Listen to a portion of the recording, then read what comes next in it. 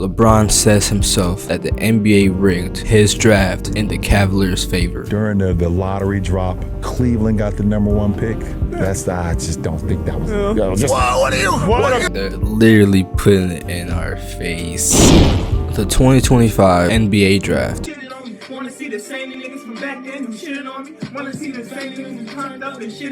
What's going on, guys? I'm back. It's Philosopher Nas. Welcome back to another video. I don't believe in sports anymore. I think it's really just all just entertainment. Me personally, Mavs wasn't even supposed to get the pick statistically.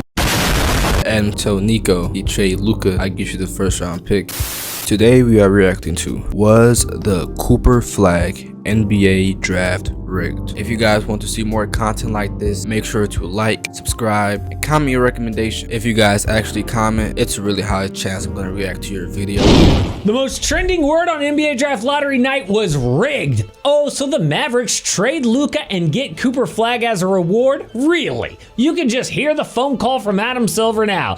Yeah, Nico, we need Luka in LA, our biggest team, to help LeBron win another ring. No. It gives LA a star for when LeBron's retired. LA is what we call a high franchise team. The NBA makes a lot of money off the Lakers, and you can't really let the Lakers die because they're a trash team. Also, not letting the Mavericks just also go completely downhill. There's actually a lot more to this conspiracy theory. So not only is the Cooper Flagg draft fishy, He believed it was rigged himself. the Hornets got the #1 pick for Anthony Davis.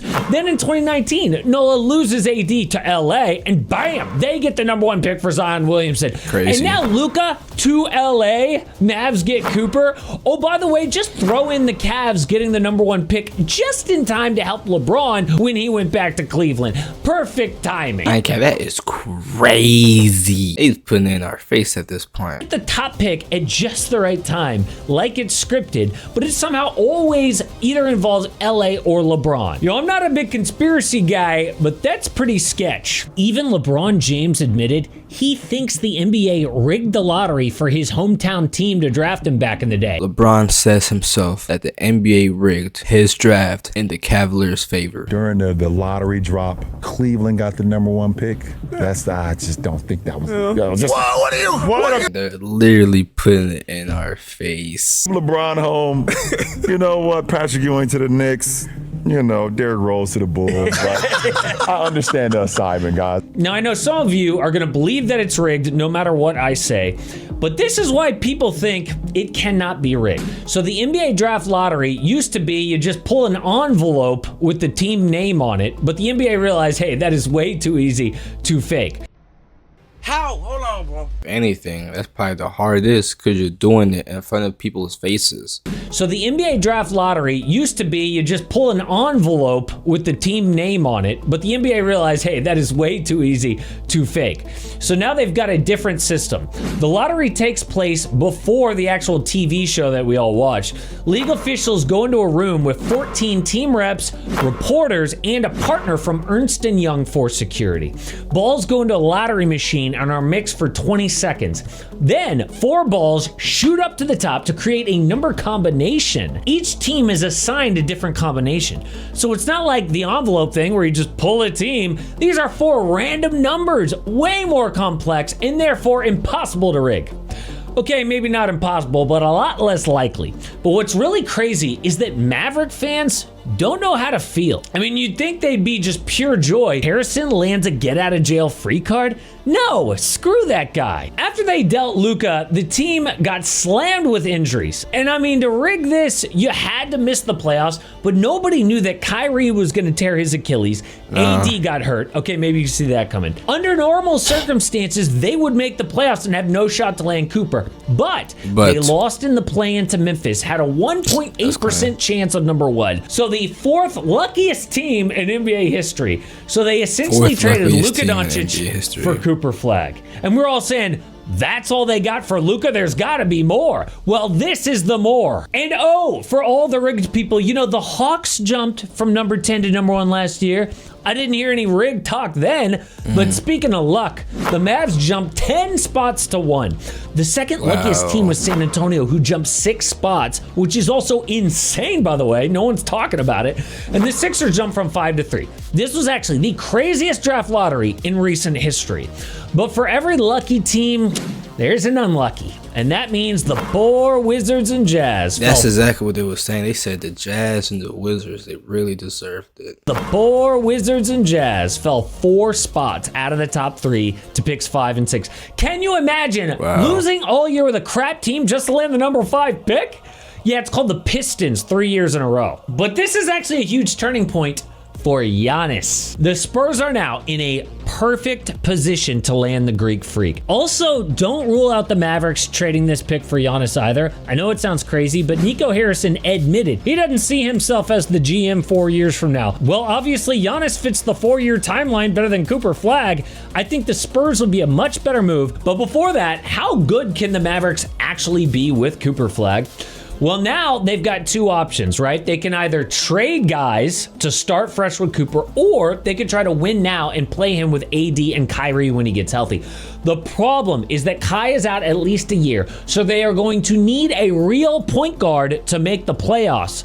See, Cooper isn't like most number 1 picks. They're usually known for their scoring, but Cooper's got an all-around game. His offense is raw, but efficient. 4.2 assists as a forward is legit, but where he really shines is defense. We all love versatility. Flagg can protect the paint or cover dudes on the perimeter. You know how Nico just kept saying defense wins championships?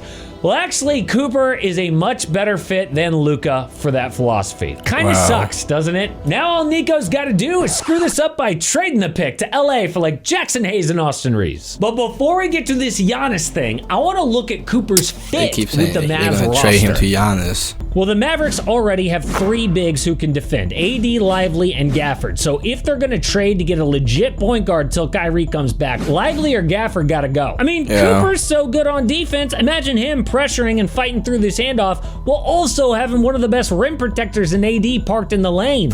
Best AD is a good rim protector.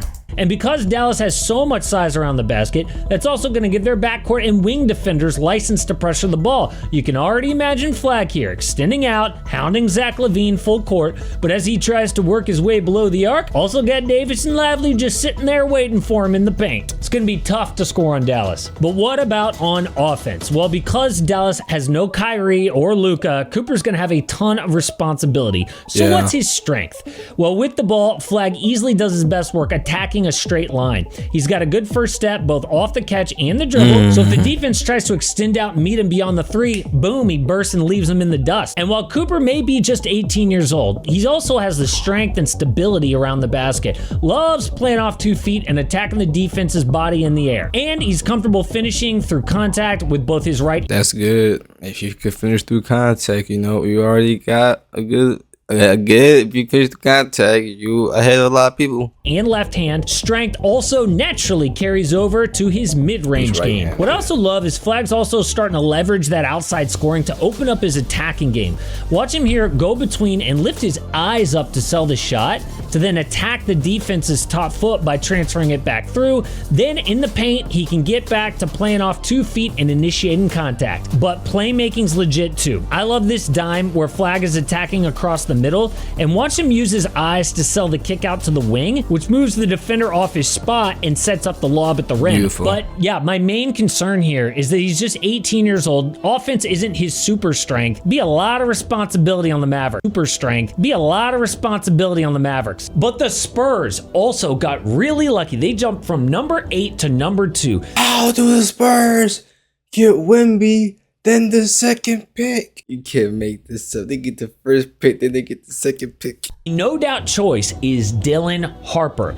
Could be the new running mate for Wemby. Harper's a lead guard who can play both on and off the ball, so the Spurs Wemby. Harper's a lead guard You're lefty. Who can play both on and off the ball, so the Spurs are set up. I gotta support any There's so lefty much talent that as long as Victor Wembanyama stays healthy, it should be them and OKC running the West for a decade. But there's a problem. Dylan Harper doesn't exactly fit with their current roster. Why? Because both De'Aaron Fox and Rookie of the Year Steph Castle already play guard. Including Harper is an elite shooter off the catch. That means they've got a log jam at that position. So they can either draft somebody else, which would be dumb because you don't do that high in the draft. You don't draft for fit, you draft for talent, or make a big trade. And we all know the Spurs have eyes for Giannis Antetokounmpo. You don't draft for talent when you're that high in the draft. I hear that. Because then you could trade for a player, or you could. Oh, I hear that. All know the Spurs have eyes for Giannis Antetokounmpo. The Bucks If don't the own their picks the Spurs next get 3 years. Giannis, Harper that would be an horrible amazing guy to for go the to league. after Giannis to rebuild. And the Spurs don't have to gut their roster to get the 2-time MVP because Harper's so valuable. So the trade would be Spurs get Giannis, Bucks get Dylan Harper, Harrison Barnes for salary, Keldon Johnson, Jeremy Sohan, the number 14 pick, and another pick in 2029. That is 2 lottery picks plus 1 more and good young players in Sohan and Johnson. What else could the Bucks want? I mean, if Houston's not willing to give up Amin Thompson, Harper is by far the best young talent. It's also crazy, by the way, that the Sixers got number 3, which will probably be Ace Bailey or VJ Edgecombe. Ace is an awesome scoring wing to add to like Jerry McCain, Tyrese Maxey for the future. VJ is a super high upside scoring guard with elite athleticism. Either way, their future beyond Joel Embiid is looking bright. But Giannis is going to be going somewhere. And it really does make it a lot easier for the Spurs to land him. Because, like, could you imagine if they did get number 1 for Cooper Flagg? Yeah, You're not Spurs going to trade Cooper Flagg for Giannis. Cooper is just that good. Giannis, but now at number 2, yeah, the Spurs really start thinking about it. But who else could land the Greek Freak? Because after what he just leaked to Shams and ESPN, that deal is days away. Wow. It's going to be really entertaining, and that's all it is at the end of the day. Entertainment. You shouldn't take it nothing more than that. But lost for now. I'm going to catch you guys in the next one. Comment your thoughts. I'm going to catch you guys in the next one. Peace out.